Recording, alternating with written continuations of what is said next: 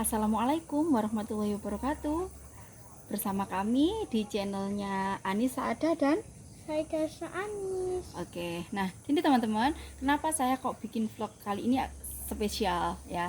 Kali ini spesial karena ini adalah panen pertama kita, yaitu labu siam yang banyak sekali manfaatnya. Salah satunya untuk diet. Nah, dan ini, coba perhatikan ya teman-teman. Nah, ini adalah pupusnya. Pupusnya itu maksudnya daun yang paling ujung yang muda itu ternyata bisa untuk beraneka macam menu, salah satunya untuk urap, atau maksudnya urap itu hanya dimasak pakai air mendidih dan kita makan menggunakan sambal sudah bisa. Dan kerennya lagi bisa untuk bobor ya kalau orang Jawa, yaitu dimasak sayur menggunakan santan. Kalau untuk labunya sendiri, selain untuk dikukus dan dimakan begitu saja, bisa juga untuk campuran sop ya sayang ya. Bisa untuk apa lagi? Aku Untuk mau tanya. ini juga bentar, untuk ini juga untuk urap juga bisa, artinya kita kukus dan kita makan dengan sambal juga sangat sangat lezat. Juga untuk dessert atau untuk apa ya, lupa saya namanya. Kalau orang bilang ada yang buat pecel, buat gado-gado. Dan untuk kalau orang Korea atau orang apa ya, itu yang makan sayur-sayur pakai bumbu itu, pakai saus, bukan yang sayur-sayur dipotong-potong ya, pokoknya itulah ya teman-teman, saya nggak hafal. Oh ya Apa? Bun, aku mau tanya bedanya labu yang warna oranye sama ini apa sih? Kalau labu yang warna oranye itu yang labu yang besar Ya, nah itu namanya waluh. waluh. Iya, waluh kalau bahasa Jawa. Kalau ini manisa. Nah, ini manisa. Kalau labu yang oranye besar itu, labu yang besar itu untuk dikukus buat kolak ya, buat kolak, buat dikukus atau buat kue juga bisa. Kalau ini cenderung untuk sayur, Nak. Jadi beda Oh ya. ya Bun, labu yang oranye bisa buat kereta kuda untuk tikus. Iya, itu ada di negeri dongeng. Kamu itu aneh-aneh aja. Nah, bentuknya labu kan sama-sama berseratnya gini ya. Kalau labu itu juga begini, cuma besar. Kalau ini kan untuk sayur. Ya sama-sama labunya memang. Kalau yang untuk kereta itu hanya ada di dongeng, di YouTube. Di dunia nyata nggak ada, ngerti nggak? Oh ya, dua hal yang mau saya tekankan di sini ya teman-teman. Ada dua hikmah yang saya ambil. Aduh, berantakan jilbab saya. Yang saya ambil dari saya menanam labu ini. Asal usulnya tanaman labu yang sekian lebatnya ini ya teman-teman. Nah, ini coba saya kasih tunjuk dulu. Saya kasih tunjuk ya. Oh, nggak bisa di back kameranya. Gini aja. Nah, ini sudah saya kasih anjang-anjang. Kalau orang Jawa bilang anjang-anjang, ini adalah rambatan, tempat merambatnya pohon labu ini. Dan sebenarnya sudah cukup bagus ya kalau ini, tapi kan nanti kasihan kalau gazebonya ini untuk rambatan tanaman nanti bisa rusak. Jadi saya alihkan ke sini teman-teman ya. Saya alihkan ke sini dan nanti kita bisa ambil buahnya dari bawah bergelantungan gitu ya teman-teman. Nah, ini penampakannya. Nah, tuh.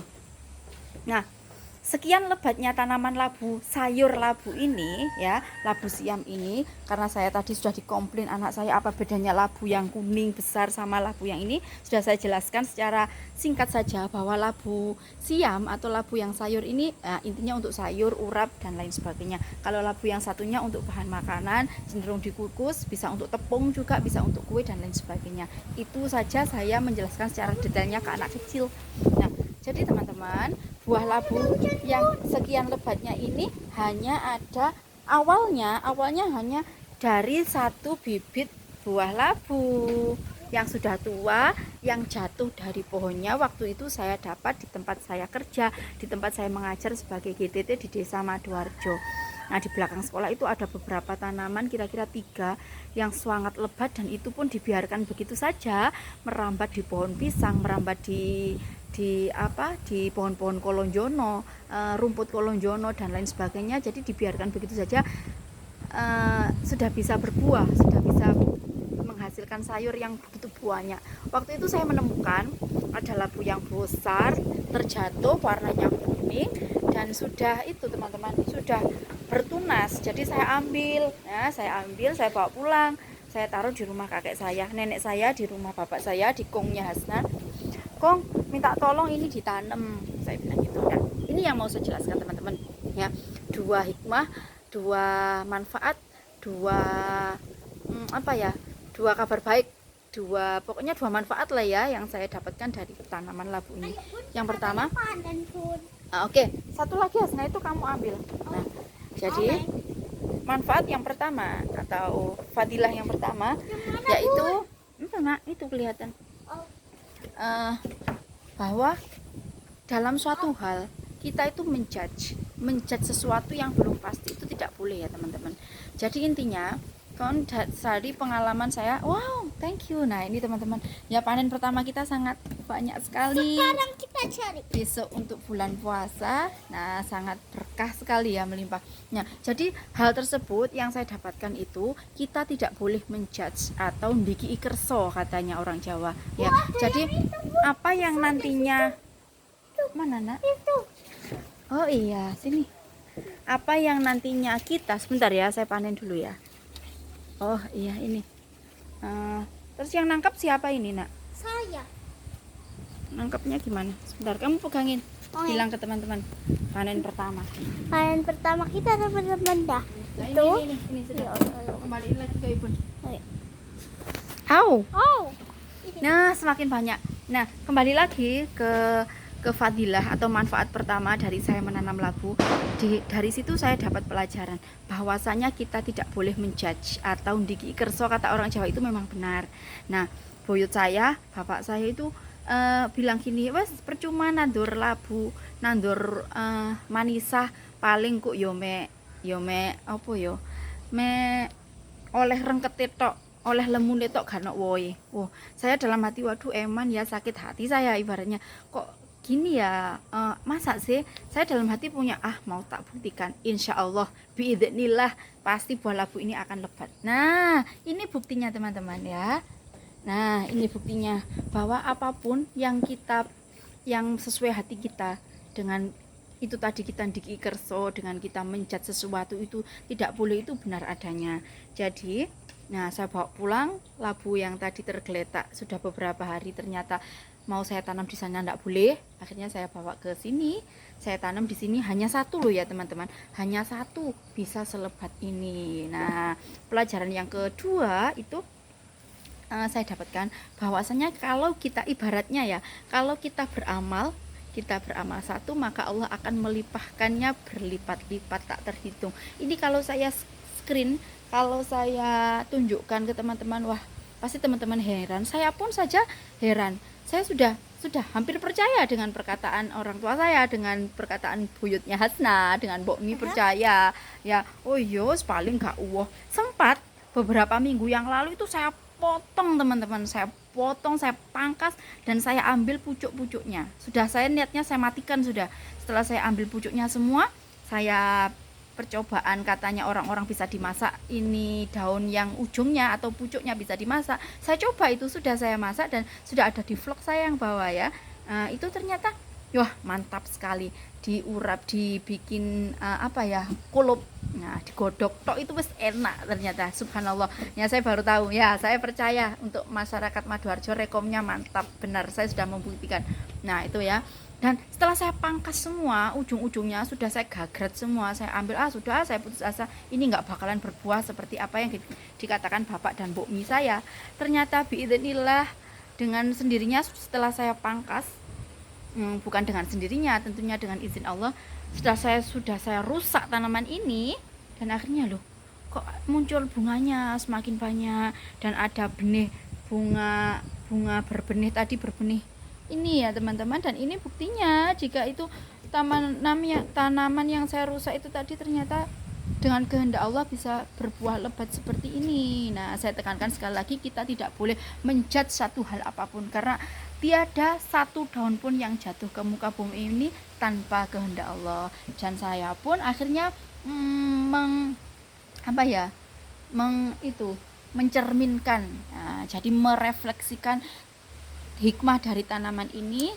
Apa yang saya lakukan di tanaman ini ternyata sangat salah ya. Jadi apa kehendak Allah itu kita tidak bisa menentang, kita tidak bisa menolak, dan kita tidak bisa itu tadi, tidak bisa mencegah, kecuali hanya karena izin Allah.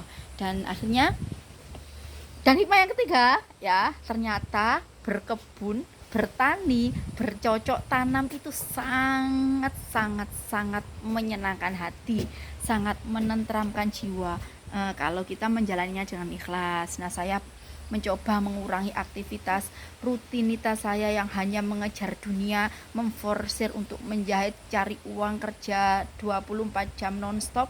Saya akan mencoba, saya akan mengalihkan di bulan Ramadan ini, dan insya Allah sudah saya persiapkan di bulan-bulan sebelumnya. Saya akan menambah tadarus saya akan menambah amalan-amalan sunnah, saya akan menambah perhatian saya kepada anak, dan alhamdulillah berkah melimpahnya sudah Allah kasih kepada saya. Meskipun itu hal kecil, tapi sangat-sangat bersyukur dan sangat-sangat memberikan pelajaran besar buat saya. Nah, ternyata ini terima kasih juga buat Bu Cindy yang memberikan tipsnya kepada saya, bagaimana cara bercocok tanam yang benar, bagaimana cara menanam, merawat tanaman. Insya Allah akan saya praktekkan, dan itu ternyata menyenangkan. Meskipun hanya 1 biji labu ternyata bisa membuat lebat, dan buahnya sangat berlimpah ruah ya teman-teman. Thanks to Allah, terima kasih ya Rob, dan mohon maaf untuk teman-teman juga kepada siapapun ya yang belum subscribe channel saya, silahkan di subscribe.